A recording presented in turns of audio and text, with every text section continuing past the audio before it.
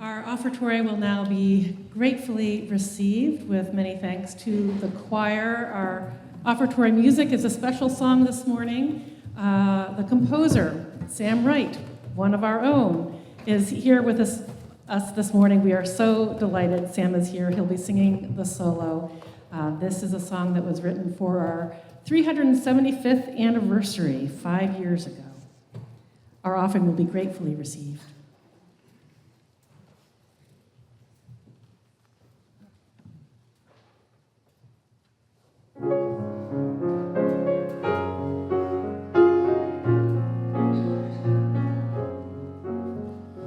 Life is a gift for which we are grateful.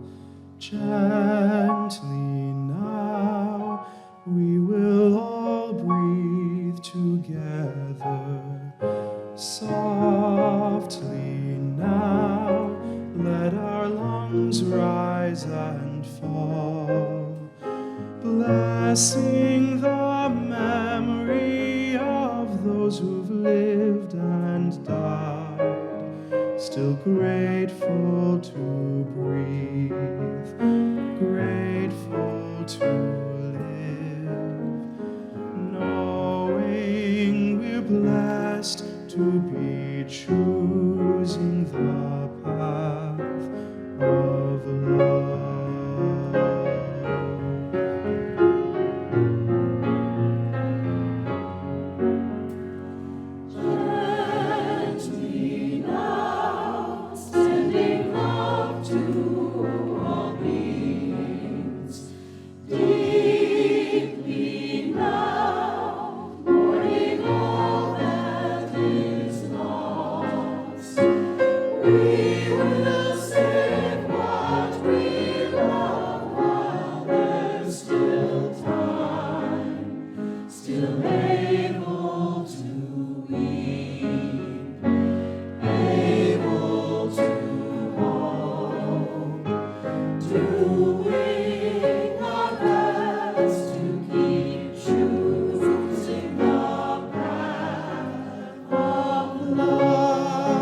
Is a gift for which we are grateful.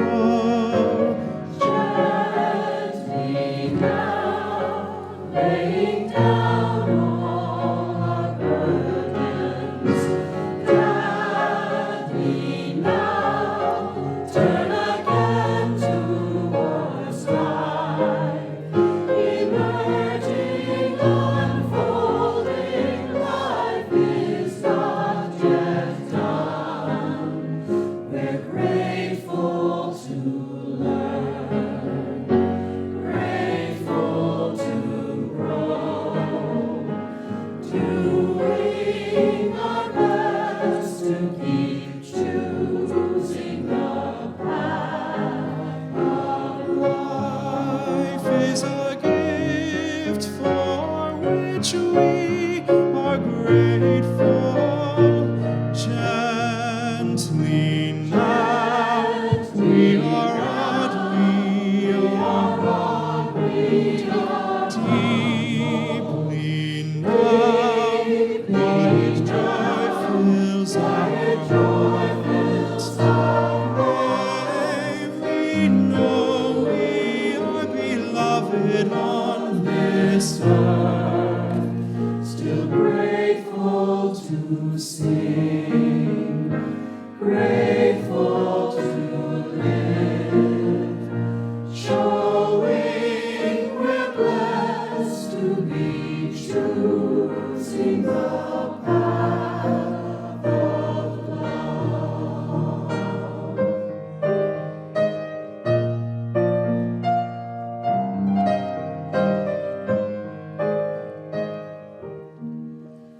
We're choosing the path of love.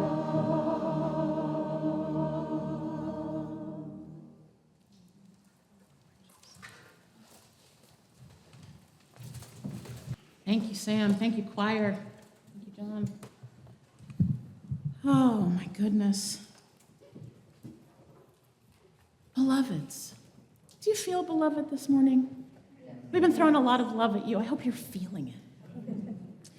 Beloveds, this is a word that I speak so frequently that our UUA staff members tease me about it. Have you seen any messages from me, maybe on social media or UU World, or maybe a video or something like that? Did I start by saying beloveds? Yeah, I know. Whenever folks on the UUA staff are pretending to be me, they always start with like a heavy, beloveds. Thank you, Nori, for laughing. You know. This tends to be good-natured. It really does. And I hope it reflects that what for me is a choice to lean into interdependence as a daily practice, right? It's a way to tip the scales just a little bit further toward a world where all of us truly belong. Like Victoria Safford said this morning, it's that discipline that again and again returns me to a path of love. Now look, it is good to be able to laugh together, especially in the world as it can be these days, but also to notice that we not only seek to connect with each other, but to model the importance of those connections, right? In a time that seeks to separate, violate, discriminate, instead of offering the kind of mutual aid and communal care that so many of us are working hard to lean into these days. So I got asked recently why I use the word beloved so often, and I've even heard from colleagues that some UUs are asking why the term is everywhere in UU spaces these days. They threw me right under the bus immediately. It's fine. But what I said, as I often do, was that for me it is a reminder of our universalist theology, that we are all held in a love that abides, a complex, enduring, generous, forgiving kind of love, right? One that reminds us not only of our own worthiness, but maybe more importantly, how every individual is worthy. So when I refer to us or to anyone or to any living being as beloved, it is this deep reminder of the values and beliefs that I lean into in my ministry and just in everyday life. And so I'm wondering, in the tenderness of these days, how is love moving anew between and among us? I'm wondering how you are moved to show love for your neighbors, for your family, for your classmates, for fellow members of beloved community like this one. How is it that the love at the center of our faith is calling you in this moment? Do you feel compelled by love in these days? I definitely do. And beloveds, I know this has been a difficult week. I know, one where tragedies abound. We had literal slurs used against our transgender beloveds from the floor of Congress this week.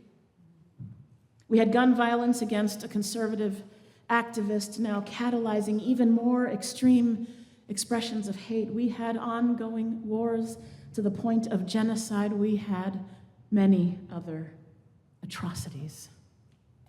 And I want to suggest that choosing to gather together in communities with others who would put the ideals of love itself over hatred, over separation, over the misuse of violence and power and control is a revolutionary act. It's countercultural. It is healing, and it reminds us of the collective power we hold in common cause. It matters that together we can imagine a world renewed, one where the values we hold collectively live at the forefront of our communities and then form the basis of our unwavering commitment to liberation, to justice, to freedom, to love itself. I am not saying that love alone will save us. I'm not. My prayer is that the power of love will remind us to save ourselves. In our recent collection on UU Theologies of Love, Love at the Center, the Reverend Dr. Rebecca Parker writes, "Love must live in the present. Here and now, in covenant with one another, we can practice and learn the ways of love. Now not some other time, is when we need loving encouragement, mutual care and respect for our wholeness, our dignity, especially in contexts of injustice or hate. Through love's spiritual disciplines, we can embody beloved community as a present tense antidote to the systemic evils harming our world. We can provide a haven of sorts, a haven of resistance to forces of division, of exploitation, apathy, even cruelty in the world. We can center joy in the exquisite gifts of a diverse life in this present paradise where struggle and conflict persist, but love abides. We can manifest the spiritual stamina to hold fast to that which is good in the face of opposition, even from members of our own communities, and we can do that with gentle persistence. We can do more than look to the future, she writes. We can bring hope home to today. I find myself really wanting to know what it means for UUs across the country and around the world to bring hope home in times like these, right? To offer some aspect of our own spirits to others, to help them keep going, to respond to rising hatred with mutual care. And so I ask us again, myself included, who and what does love call us to be in this moment? When I hold the knowledge that time and again UUs place love at the center of our greatest understanding of the questions of life, I don't think of love as some kind of lighthearted feeling like Reverend Lee was telling us earlier this morning. Right? I don't think of it as a simple emotion or a draw to romance, friendship, family, really any individual connection. I think instead of the promise of liberation theologies, of the knowing that every individual, every living being's freedom is sacred and holy and possible and worth prioritizing no matter what. Love in our inherited tradition is a kind of proof text for me. It's something that convinces me that our shared values are about the business of freedom, that the covenants we hold in common seek to liberate everyone. Your remarkable staff, and wow, y'all, you have a remarkable staff. Your remarkable staff asked me to share with you some of what it means to me to have love living at the center of our tradition. So here is what I believe in this season. Here's what I believe today. It might evolve over time. There is a love that sets us free. Not free as in having the power to do whatever we want, right? But free as in not weighed down or bound by patterns of hatred and control that have gotten passed from generation to generation. Free as in restless, called to solidarity wherever we witness injustice. Free as in knowing without a doubt that we are worthy and that it is ours to invite others to that same wisdom about themselves. Free to imagine and work toward a world where children are not in harm's way, where the violence and desperation of generations have become a site of sacred repair, interrupting cycles of war and dehumanization. Free to express our highest values and what we believe in as many poetic forms as there are people in the room. Free to build communities that love us enough that we are held when we falter and invited back into sacred covenant when we fail. Can you imagine with me a love that is bigger than any you have already known, that surpasses the simple confines of definitions? Can you imagine a love that will live into its fullness long after we are gone, a love we may never fully know ourselves? The love that lives at the center of this faith is simply that love that abides. It is a love that expects of us nothing less than the rebuilding of this struggling world. Now, sometimes what we know of love and justice pushes us. It pushes us in ways we never expected. And sometimes the need to bear that love into the world is heartbreakingly large. And it is in those moments in the day that we most need one another. We most need beloved community. And there is no question in my mind that Unitarian Universalist congregations and communities are desperately needed in these days. I don't mean that everyone has to be a UU, though they are welcome. Right? I mean that our communities, our neighbors deserve places, deserve moral witness, that their humanity is held sacred, that their stories matter to all who would journey together while holding fast to the values that we share. We need reminding and solidarity. We need connection and care. We need something to lean on when our choices feel impossible and the expansive need for communal care is overwhelming. Can you bring someone to mind who could use care today? I hope they also can bring someone to mind, and that those people can bring someone to mind, and that there might be a wave of care that responds to the world as we know it today.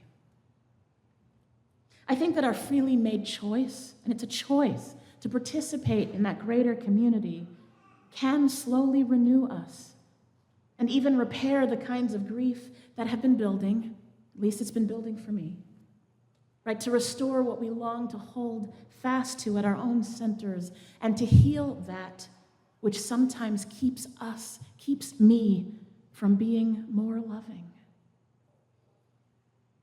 I want to offer an example of what that might mean in community. My colleague, Nicole Presley, Director of Organizing Strategy at the UUA, this is UU the Vote and climate change and immigration rights and good justice work that we can only do together across our communities. She was asked in a meeting this week what congregations most need to be doing in order to bring liberal and liberating values to the world as a faith tradition in the context of rising authoritarianism and a dramatically shifting political, social, and religious context. What should we be doing, right? She responded that the work right now, more than anything else, is local and deeply, deeply communal. And I want you to hear that our hope at the UUA is that congregations will double down on their already existing partnerships, like the food pantry on Tuesday, right? The relationships you already have, rather than worrying about living up to someone else's standard of response in these times. Instead, we want to honor how you already know your own communities best, how you know your neighbors, so that we as the UUA can support you in your knowledge of how best to respond. Your wisdom, our resources, love in the world. For me, this is how we hold the heart of the faith together, locally, collectively, in living covenant. Right? We cannot let ourselves be distracted by what is really targeted messages, right? Of fear, of hatred, of what I at least consider profoundly immoral choices to harm those whom we would call beloved, no matter what. Instead, I hope we will hold fast to our values and listen for the clear calling to remain strategic and courageous and faithful to democracy itself, which has for generations lived at the heart of how we know ourselves as UUs. Right? This is a time to side with love, to organize in the name of love, to donate as we can to further love. It's a time to educate about the importance of love, and most important, to share that love together. I want to thank you for ensuring that this sacred possibility is well tended and held in the broader community here in North Andover, I expect. The shared ministry that you offer in this place saves lives. Do not let the messages of hate convince you otherwise. I want to remind us that shared ministry in these times It lives in our everyday actions, right? It lives even in the simple things. Every time we refuse the rhetoric that is trying to divide us. Living into our values with love at the center and insisting that we all belong takes a range of forms. We find it in how we teach, how we parent. We find it in the choices we make to share what we have rather than clutching tight in fear of an unknown future. Love lives at the center of our faith when we serve in our local communities, or when we create or perform music and art so that beauty, not calamity, becomes part of what keeps us going. Did you feel renewed as the choir sang this morning? I did. I want us all to have that. It abides in the ways we share up to the moment information in our communities about the locations of ICE. It happens when we walk one another's children to school when those schools are targeted. It lives in moments when we take extra care to be patient on the days when we are all afraid. I know so many of us worry that we're not doing enough, that there can never be enough, or that the values we hold dear are in a kind of free fall right now, from which we may never recover. Do you fear that our values are getting lost? People want you to feel that way. I want you to connect with someone else who shares your values and remind one another that they still exist, right? I believe that we make change in this world through the everyday, moment-by-moment choices we make to live a different truth by our actions, by our words, by all that we choose to support in the world. Do not let anyone trick you into believing that the ways you choose to live your faith are meaningless. If nothing else, y'all, we are more stubborn than that. Right? I don't get to tell you what to believe. Neither does anyone else. Do not let anyone trick you into believing that the ways you choose to live your faith are meaningless. Instead, I encourage all of us to lean into the moments. You can find them every day that remind us that there are other and better ways to live in community with one another, to value our neighbors, to resist messages of hatred, and that we need to pay attention to those moments and listen for what they have to teach us. This is a discipline of hope, a discipline we need right now. May we know to our bones, even on difficult days, that there is a love that is greater than we know. It is held and it lives between and among us, and it is born from all that we hold holy. May we rest in this love when the work is long and the road ahead is frightful. May it remind us that we are never alone. Instead, let us be reminders to one another, to our extended communities, that the all-embracing love that is the promise of our liberal and liberating tradition makes room for every one of us, for all peoples and all beings, as if we all belong, because we all belong. And as love guides us, may we set ourselves free. Amen. Ashe. And blessed be.